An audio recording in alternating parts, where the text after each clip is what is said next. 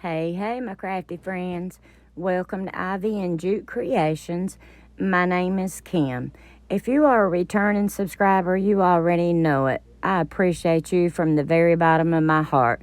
If you are new, we welcome you. All right, I've had a few requests on how I made my sign a couple videos back, a framed sign. So here we go. I'm going to do my very best. I took a piece of birch plywood, and I went ahead and picked out my design that I wanted on the sign first, and then I start from there. And then what I'm doing here is I'm taking a 1x2 and I'm framing out around my design. And it's kind of the same principle as I done with the washi tape in my very first video. If you have not seen that video, I will try to remember to link it down in the description box. But for y'all that did watch it, then you know exactly what I'm talking about. And then I just cut my birch plywood down.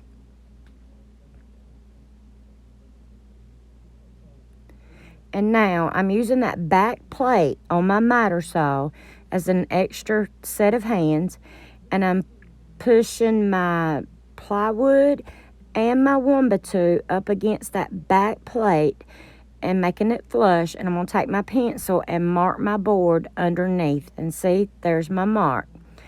And now you're going to see, I'm going to lift up on the saw and let you see, because I remembered when you're cutting your wood, you always want to cut just on the other side of your line, because if not, if you cut dead on your line or on the opposite side, then it's going to end up being too short. Your boards will end up being too short, and then when you go to put it all together, then you're going to have to use a lot of lightweight spackling or wood putty or something. So I always cut it just on the outside. That way, if it's just a hair too long, you can always sand that little bit off. And then right there on my plywood, I'm showing y'all how rough it was. That's where I was playing around with my jigsaw the other day, and that edge was jagged. But don't worry, we can take the sander and smooth that out. And then right there, I'm just showing y'all a little bit where it's just like a hair too long. And like I say, give yourself some grace. If it's your first sign, it's not going to turn out perfect. This is my second sign, so it's not going to turn out perfect. All right, so now we've cut our two sideboards, and they were both 10 inches. And now we're cutting our bottom board. And it's going to be 12 1/4 and a hair long. And you ask me, how long is a hair? Well, a hair is just one of them little lines on a tape measure. That's all I know to tell you. I used to know what every single line on the tape measure was, because where I used to work, I had to know. But it's been years, so now I don't know what they all are anymore. I can tell you what a quarter is, half, and 3/4, but that's it. All right, so now we've got our sides done. And see how my top and bottom fits inside my sides? You want to do your sides first and then fit your top and bottom down. That way your raw edges of your top and bottom is not showing when it's hanging on the wall, if that makes any sense at all. All right, Miss Rachel Craig, you are the winner of the Tree Farm sign. I need you to reach out to me at Ivy and Jute Creations winner at gmail.com. Congratulations. Everybody show us some love down in the comments. Next, we're going to take our sander, and we're just going to sand everything down smooth.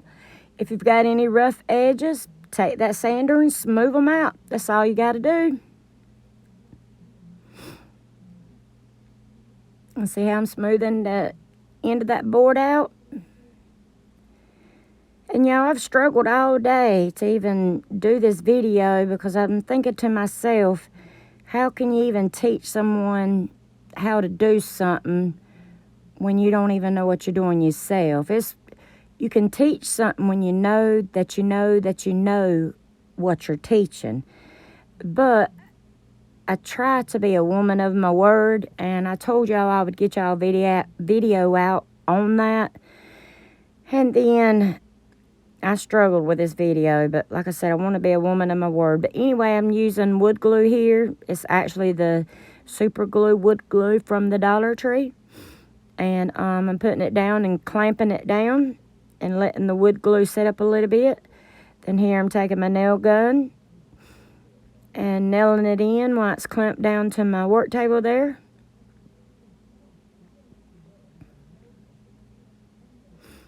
And right here, y'all, y'all are fixing to hear a glimpse of what I was hearing in the background as I was painting. A child next door was practicing their instrument, and the chickens were crowing. Dogs were barking.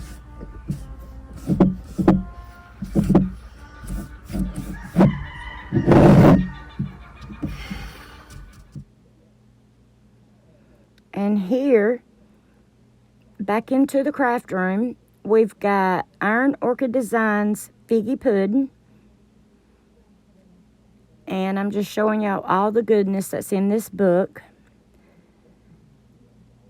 And I am sorry, this book was from last year, so you can no longer get it. But y'all, I do have to use this stuff up before it's no longer any good anymore. And see, you get 8 pages of goodness in this, and it was like $20-something. All right, and I'm showing you there, you can use the front or the back of your sign. But I chose to use the inside of it. Next, you're going to figure out your placement. Then I'm trying to use like the hinge method, kind of like everybody teaches you what you do with your vinyl on your Cricut machine. I was trying to do that, and I was struggling here. Anyway, I got some of it peeled back, and now I'm sticking some of it down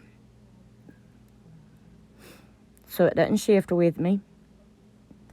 And what I should have really done is got my lazy butt up and got me a piece of painter's tape, but I had to be hard-headed and lazy. Then I peeled it back and got the rest of it out. And I want y'all to see how easy this is. And like I say with all the IOD products, watch the magic, y'all. As I keep telling y'all, you do not have to be creative. You do not have to be an artist. You do not have to think outside of the box with IOD products. You just need a blank slate. And the IOD products and the sisters, they do all the work for you. And here I'm doing what they call riding the wave. You peel the plastic, the carrier sheet, the plastic up a little bit, and you scratch it, rub it, whatever right there, where it's kind of curled up, and you'll see it start being translucent as it comes off of that carrier sheet right there. Y'all see? Ooh. And then if it doesn't transfer, you just lay it back down and rub some more. And it's called rub-on transfers. That's it. You just rub it.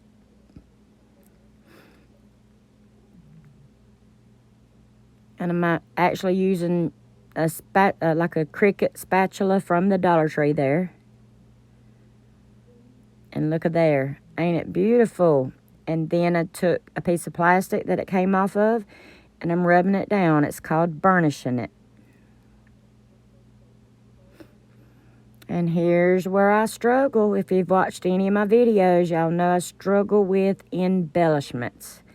I can make a sign, I can make a project all day, but it's some final touches. I'm trying to add some greenery with white berries.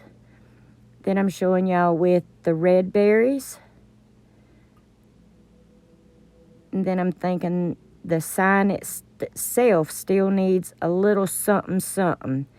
And then I've been seeing Sammy over at Unicorn Dust Designs.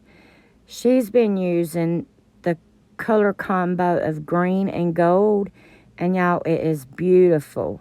So I decided to grab me a little bit gold. And right here, I think it's Folk Arts Metallic Gold. And I'm dabbing it on my finger.